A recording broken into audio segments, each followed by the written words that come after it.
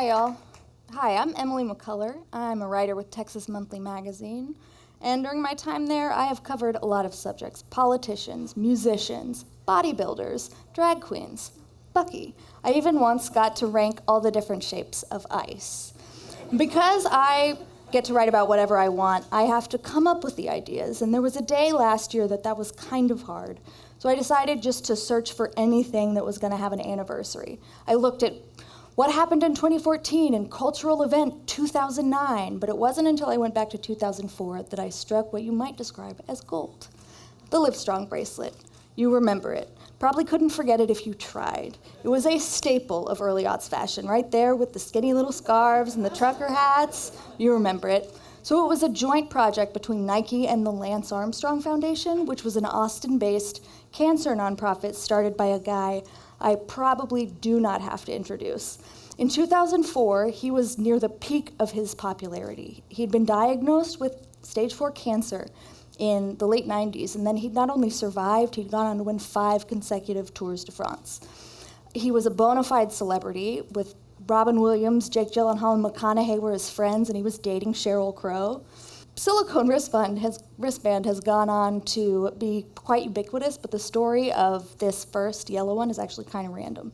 So 2003, the Lance Armstrong Foundation is working on a database for cancer survivors. They're calling it Livestrong, the branding's all orange. At the same time, a Nike rep was meditating on the color yellow.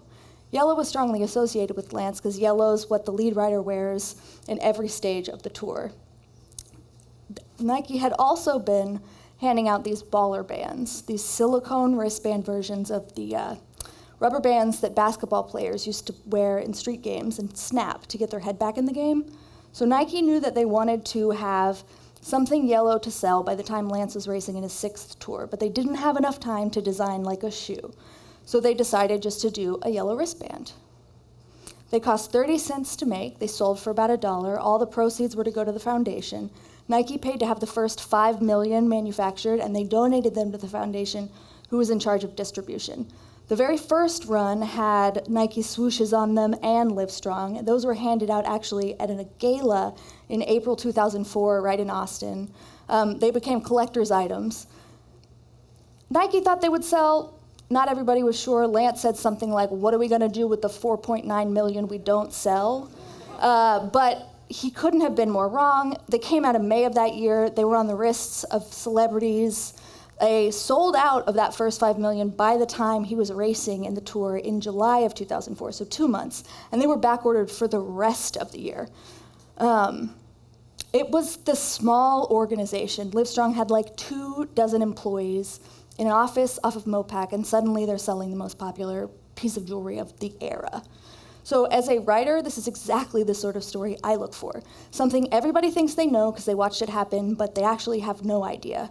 So as soon as I found it, I slacked my editor, and we were both very excited about the possibilities. We didn't know how the story would go. We thought web story for sure, maybe a voicey essay about the first virtue signal, maybe, just make fun of the aughts. Tried and true.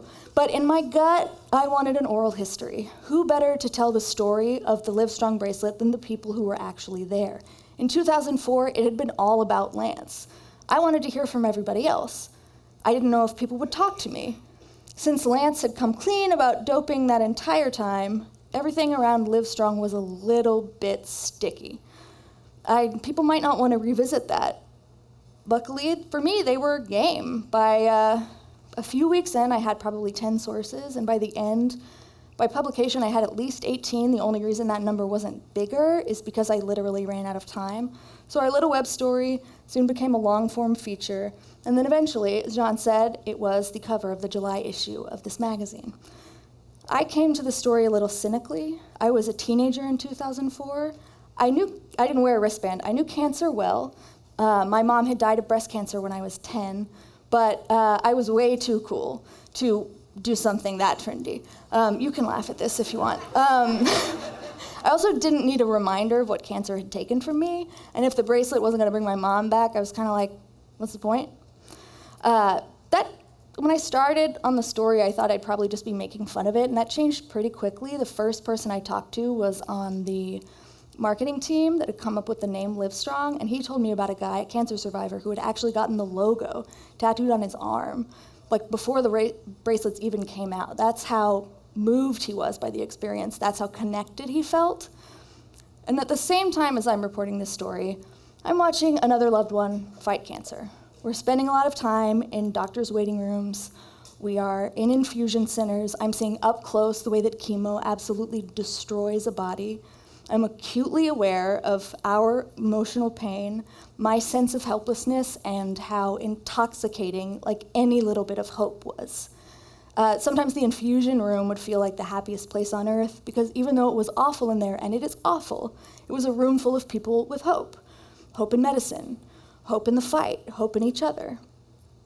The Livestrong wristband was the physical manifestation of that little bit of hope. It was a bright, eye-catching reminder that no one is alone in the fight against cancer, which unfortunately touches us all, sometimes more than once throughout our lifetimes. I didn't think I needed that connection and that reminder as a teen, but in 2024, I damn sure did, and I had a feeling I'd probably need it again. So, yes, the Livestrong wristband was the first sort of virtue signal. It was a little douchey, but it, without question, lessened the suffering of millions of people, even if only in small ways. The foundation, I heard so many stories about this. Their phone was ringing off the hook. I got to talk to a now 24-year-old, Spencer, who was fighting leukemia in 2004, and he said straight up that the foundation and Lance saved his life, which brings me back to the ickiness.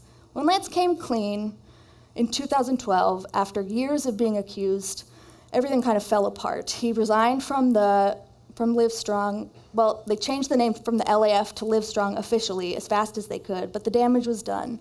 Everything he touched has been tainted, and since Lance was the wristband story, the wristbands were covered in a patina of douchebaggery as well. A lot of the sources that I talked to struggled with this legacy. One guy told me about his 2014 decision to finally take the wristband off after a full decade. And he said he was tired of, he didn't want to be associated with Lance anymore, and it became hard to explain to people that the wristband was always supposed to be bigger than Lance. And what I loved about working on this story was that it was bigger than Lance. His cancer survival story is absolutely crucial to the wristband's success, but its massive popularity is a result of our connection to cancer, not just his. So we should look back on that without cringing. Now, I'm still not gonna wear a Livestrong wristband, but I guarantee you, if I see one out in the wild, I will enthusiastically stop the person wearing it. I will ask them about their connection to cancer, and I will probably tell them mine. Thanks. Woo.